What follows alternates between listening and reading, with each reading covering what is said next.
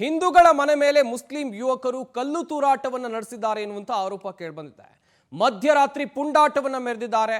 ಕಾಫಿನಾಡು ಬೂದಿ ಮುಚ್ಚಿದ ಕೆಂಡದಂತೆ ಹಿಂದೂಗಳ ಮನೆ ಮೇಲೆ ಮುಸ್ಲಿಂ ಯುವಕರು ಕಲ್ಲು ತೂರಾಟವನ್ನು ನಡೆಸಿದರು. ಚಿಕ್ಕಮಗಳೂರು ನಗರ ವಿಜಯಪುರ ಬಡಾವಣೆಯಲ್ಲಿ ಈ ಘಟನೆ ನಡೆದಿದೆ. 5 ರಿಂದ 6 ಜನ ಯುವಕರು ಮನೆಗಳ ಮೇಲೆ ಕಲ್ಲು ತೂರಾಟವನ್ನು ನಡೆಸಿದ್ದಾರೆ. ಇದಕ್ಕೆ ಆಕ್ರೋಶ ವ್ಯಕ್ತವಾಗ್ತಾ ಇದೆ. ವಾರದಿಂದ ಮನೆಯ ಹಿಂದೆ ಬರೋದು, ಕಲ್ಲು ಎಸೆಯೋದು ಇದೇ ಕೆಲಸವು. ಹಾಗಾದ್ರೆ ಕಲ್ಲು ಎಸೆತಾ ಇದ್ದ ವೇಳೆ ಇಬ್ಬರನ್ನ ರೆಡ್ ಹ್ಯಾಂಡ್ ಆಗಿ ಸ್ಥಳೀಯರು ಹಿಡಿದಿದ್ದಾರೆ. ಸಿಕ್ಕಿ ಬೀಳ್ತಾ ಇದ್ದಂತೆ ಇಬ್ಬರಿಗೆ ಥಳಿಸಿ ಬಳಿಕ ಪೊಲೀಸರ ವಶಕ್ಕೆ ಒಪ್ಪಿಸಿದ್ದಾರೆ ಜನ. ಹಾಗಾದ್ರೆ ಹಿಂದೂಗಳ ಮನೆಯನ್ನ ಟಾರ್ಗೆಟ್ ಮಾಡ್ತಾ ಇರೋದು ಯಾರು? ಇಲ್ಲಿ ಸ್ಥಳೀಯರ ಆರೋಪ ಅಂತ ಹೇಳಿದ್ರೆ ಮುಸ್ಲಿಂ ಯುವಕರು ಬಂದು ಕಲ್ಲು ತೂರಾಟವನ್ನು ನಡೆಸ್ತಾ ಇದ್ದಾರೆ ಎನ್ನುವಂತ ಗಂಭೀರ ಆರೋಪವನ್ನ ಮಾಡ್ತಾ ಇದ್ದಾರೆ. ಈ ಕಲ್ಲು ತೂರಾಟವನ್ನ ಯಾರು ನಡೆಸಿದ್ದಾರೆ ಅವರನ್ನ ಸ್ಥಳೀಯರು ಹಿಡಿದು ಥಳಿಸಿ ಸದ್ಯ ಪೊಲೀಸರ ವಶಕ್ಕೂ ಕೂಡ ಕೊಟ್ಟಿದ್ದಾರೆ. ರಾತ್ರಿ ವೇಳೆ ಬರ್ತಾರೆ. ಕೆಲ ದಿನಗಳಿಂದ ನೋಡಿದ್ರು ಯಾರು ಈ ಕಲ್ಲು ತೂರಾಟವನ್ನು ನಡೆಸ್ತಾ ಇದ್ರು ಅಂತೇಳಿ. ನಿನ್ನೆ ರೆಡ್ ಹ್ಯಾಂಡ್ ಆಗಿ ಹಿಡಿದಿದ್ದಾರೆ ಎನ್ನುವಂಥದ್ದು ಗೊತ್ತಾಗಿದೆ. 5 ರಿಂದ 6 ಜನರ ಗುಂಪಿದು. 5 ರಿಂದ 6 ಜನರ ಗುಂಪು. ಇಬ್ಬರನ್ನ ವಶಕ್ಕೆ ಪಡೆಯಲಾಗಿದೆ. ಅನ್ಯ ಕೋಮುವಿನ ಯುವಕರು ಇದಕ್ಕೆ ಆಕ್ರೋಶವನ್ನು ವ್ಯಕ್ತಪಡಿಸಿದ್ದಾರೆ. ಬಸವನಹಳ್ಳಿ ಪೊಲೀಸ್ ಠಾಣೆ ಮುಂದೆ ಯುವಕರು ಜಮಾವಣೆಗೊಂಡಿದ್ರು. ಠಾಣೆ ಮುಂದೆ 2 ಕೋಮಿನ ಯುವಕರು ಕೂಡ ಜಮಾವಣೆಗೊಂಡಿದ್ರು. ಕಲ್ಲು ಹೊಡೆದವರು ಅವರಲ್ಲ ಅಂತೇಳಿ ಮುಸ್ಲಿಂ ಯುವಕರು ವಾದವನ್ನ ಮಂಡಿಸಿದ್ದಾರೆ ಪೊಲೀಸರ ಮುಂದೆ. ಹಲ್ಲೆಕೋರರ ಮೇಲೆ ಕ್ರಮಕ್ಕೆ ಹಿಂದೂ ಮುಖಂಡರು ಆಗ್ರಹವನ್ನ ಮಾಡ್ತಾ ಇದ್ದಾರೆ. ಪೊಲೀಸ್ ಠಾಣೆ ಮುಂದೆ ಬೂದಿ ಮುಚ್ಚಿದ ವಾತಾವರಣ ಸೃಷ್ಟಿಯಾಗ್ಬಿಟ್ಟಿದೆ. ಹಲ್ಲೆಗೊಳಗಾದ ಯುವಕರು ಜಿಲ್ಲಾಸ್ಪತ್ರೆಗೆ ಅವರನ್ನ ದಾಖಲು ಮಾಡಿ ಚಿಕಿತ್ಸೆಯನ್ನ ಕೊಡಿಸಲಾಗ್ತಾ ಇದೆ. ಯುವಕರ ಪರವಾಗಿ ಆಸ್ಪತ್ರೆ ಮುಂದೆ ಮತ್ತೊಂದಿಷ್ಟು ಯುವಕರು ಜಮಾವಣೆಯಾಗಿದ್ದಾರೆ. ಬಸವನಹಳ್ಳಿ ಠಾಣೆ ಆಸ್ಪತ್ರೆ ಬಳಿ ಸದ್ಯ ಪ್ರಕ್ಷುಬ್ಧ ವಾತಾವರಣ ಇದೆ ಎನ್ನುವಂಥದ್ದು ಗೊತ್ತಾಗಿದೆ. ರಾತ್ರಿ ವೇಳೆ ಬಂದು ಕಲ್ಲು ಹೊಡಿತಾರೆ. 5 ರಿಂದ 6 ಜನರ ಯುವಕರಿದ್ದಂಥ ಗುಂಪು ಅದು.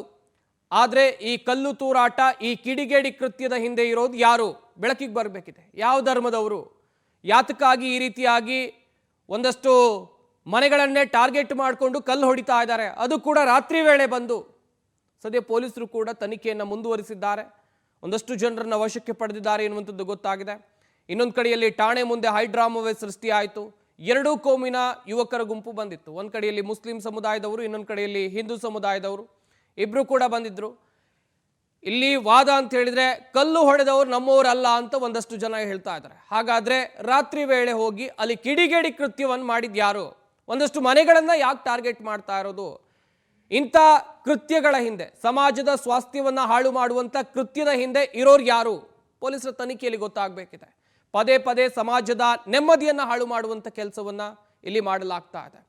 ಪ್ರಕ್ಷುಬ್ಧ ವಾತಾವರಣ ಪೊಲೀಸ್ ಠಾಣೆ ಮುಂಭಾಗದಲ್ಲಿ, ಆಸ್ಪತ್ರೆ ಮುಂಭಾಗದಲ್ಲಿ ನಿರ್ಮಾಣವಾಗಿದೆ. ಸದ್ಯ ಕಾಫಿನಾಡು ಚಿಕ್ಕಮಗಳೂರು ಬೂದಿ ಮುಚ್ಚಿದ ಕೆಂಡದಂತಿದೆ. ಈ ಬಗ್ಗೆ ಇನ್ನಷ್ಟು ಮಾಹಿತಿಯನ್ನು ಕೊಡ್ತಾರೆ ನಮ್ಮ ಪ್ರತಿನಿಧಿ ಸಚಿನ್. ದೂರವಾಣಿ ಸಂಪರ್ಕದಲ್ಲಿ ಜಾಯ್ನ್ ಆಗ್ತಾ ಇದ್ದಾರೆ. ಸಚಿನ್, ನಿಜಕ್ಕೂ ಕೂಡ ಇಂಥ ಕೃತ್ಯಗಳು ಸಮಾಜದಲ್ಲಿ ಆಗಬಾರ್ದು. ಈ ಕಿಡಿಗೇಡಿ ಕೃತ್ಯದ ಹಿಂದೆ ಇರೋದು ಯಾರು?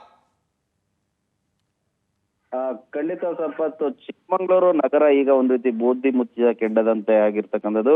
ಕಳೆದ ರಾತ್ರಿ ಅಂದ್ರೆ ಮಧ್ಯರಾತ್ರಿ ಸುಮಾರು 12:30-1 ಗಂಟೆ ಸಮಯದಲ್ಲಿ ಹಿಂದೂಗಳ ಮನೆಯನ್ನ ಟಾರ್ಗೆಟ್ ಮಾಡಿ ಏನೋ ಮತ್ತೊಂದು ಕೋಮಿನ ಯುವಕರು ಕಲ್ಲನ್ನ ಹೊಡೆದಿದ್ದಾರೆ ಅಂತ ಹೇಳ್ಬಿಟ್ಟು ಆರೋಪಿಸಿ ಹಿಂದೂ ಮುಖಂಡರು ಬಸವನಹಳ್ಳಿ ಪೊಲೀಸ್ ಠಾಣೆ ಮುಂದೆ ಸಾಕಷ್ಟು ಜನ ಜಮಾಯಿಸಿದ್ರು. ಕಾರಣ ಏನು ಅಂತಂದ್ರೆ, ಕಲ್ಲು ಹೊಡೆದ ಸಂದರ್ಭದಲ್ಲಿ ಅಲ್ಲಿ ಕೆಲ ಮುಸ್ಲಿಂ ಯುವಕರು ಅಲ್ಲಿ ಇದ್ದಿದ್ದು ಈ ಹಿಂದೂ ಮುಖಂಡರಿಗೆ ಗೊತ್ತಾಗುತ್ತೆ. ಅವರಿಗೆ ಥಳಿಸಿ ಅವ್ರನ್ನ ಪೊಲೀಸರು ಕೂಡ ಒಪ್ಪಿಸ್ತಾರೆ. ಅದಾದ ಬಳಿಕ ಮತ್ತೊಂದು ಕೋಮಿನ ಯುವಕರು ಕೂಡ ಅಲ್ಲಿ ಬಂದು ಜಮಾಯಿಸಿರ್ತಕ್ಕಂಥದ್ದು. 2 ಕೋಮಿನವರು ಕೂಡ ಸಾಕಷ್ಟು ವಾದ ವಿವಾದಗಳನ್ನ ಮಾಡಿದ್ರು. ಪೊಲೀಸರು ಅವ್ರನ್ನ ಬೇರ್ಪಡಿಸೋದಕ್ಕೆ ಒಂದ್ ರೀತಿ ಹರಸಾಹಸನೆ ಪಟ್ರು ಅಂತಾನೆ ಹೇಳಿ. ಯಾಕೆಂದ್ರೆ ಏನೋ ಅವರ ಆರೋಪ ಇಲ್ಲಿ ನೈತಿಕ ಪೊಲೀಸ್ಗಿರಿ ಆಗಿದೆ ಅಂತ ಹೇಳ್ಬಿಟ್ಟು, ಯಾಕೆ ಸಿಕ್ಕ ಯುವಕರಿಗೆ ಯಾಕೆ ಇವರು ಥಳಿಸ್ಬೇಕು ಅಂತ ಹೇಳ್ಬಿಟ್ಟು ಹೇಳ್ತಾ ಇರ್ತಕ್ಕಂಥದ್ದು. ಮತ್ತೊಂದೆಡೆ ಅವರು ಈ ರೀತಿ ಕೃತ್ಯ ಮಾಡಿದ್ರು, ಹೀಗಾಗಿ ನಾವು ಅವ್ರನ್ನ ಹಿಡಿಲೇಬೇಕಾದಂತ ಪರಿಸ್ಥಿತಿ ಇತ್ತು, ಹೀಗಾಗಿ ಅವ್ರ ಮೇಲೆ ಹಲ್ಲೆ ಮಾಡಿದೆ ಅಂತ ಹೇಳ್ಬಿಟ್ಟು ಇವರು ಕೂಡ ಹೇಳ್ತಿರ್ಬೇಕು. ಹಲ್ಲೆ ಆದವ್ರನ್ನ ಈಗಾಗಲೇ ಸರ್ಕಾರಿ ಆಸ್ಪತ್ರೆಗೆ ದಾಖಲು ಮಾಡಲಾಗಿದೆ.